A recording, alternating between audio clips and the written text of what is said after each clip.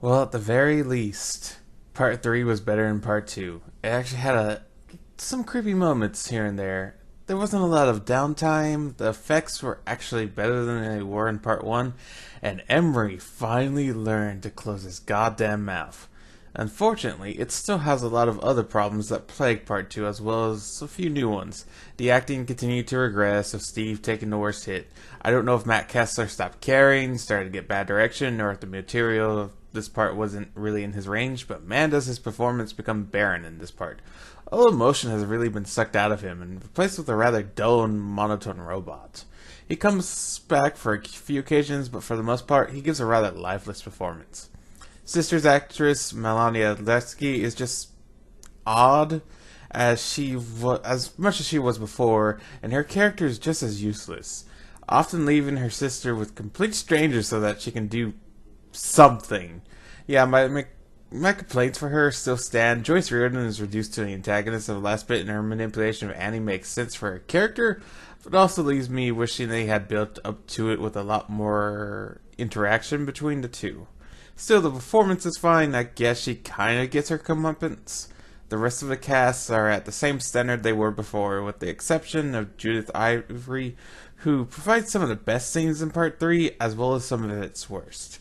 She just gives the audience a very mixed bag with her performance.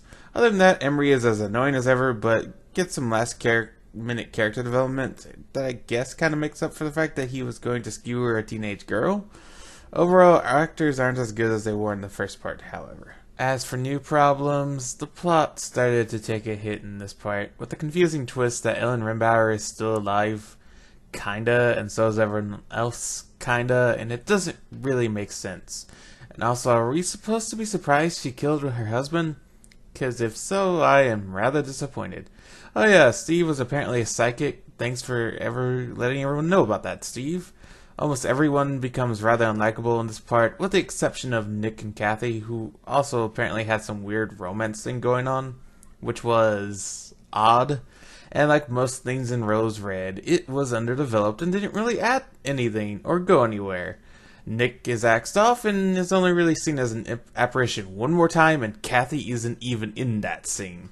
Well, at least Kathy got to be in the best scene in the entire miniseries, as her conversation with Andy was handled pretty well.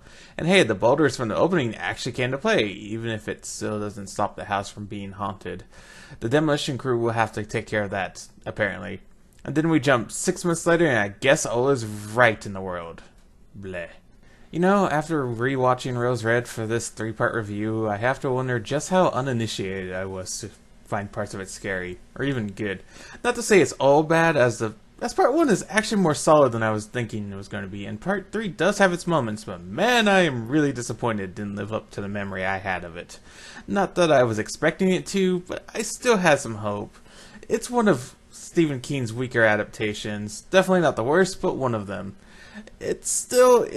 Always has had a bit of nostalgia for me, and it always will, whenever I think back on seeing it for the first time as a kid, all those years ago.